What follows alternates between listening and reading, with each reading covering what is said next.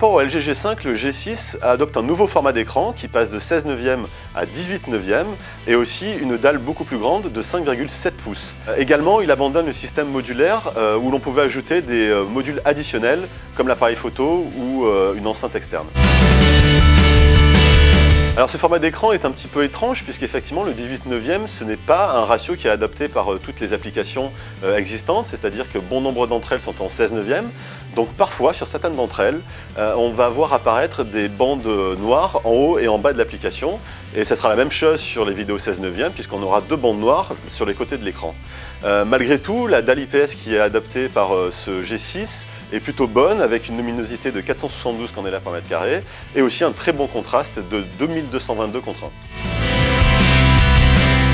Ça peut paraître étonnant que LG n'ait pas adopté le Snapdragon 835, qui est la dernière génération de puces de Qualcomm, mais en fait ces modèles-là ont été réservés par Samsung sur tous ces Galaxy S8 qui sont vendus aux États-Unis.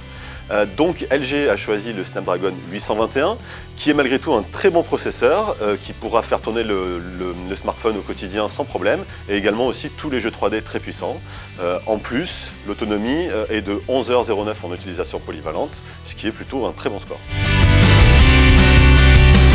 Alors effectivement, LG sur ce G6 a gardé le même système de double capteur que sur l'ancien modèle, sauf que cette fois-ci les deux capteurs sont de 13 mégapixels et toujours le même système de focale différente, c'est-à-dire que l'une est à 30 mm, l'autre à 11 mm. Ça permet de faire des photos, on va dire classiques, et également des photos grand angle.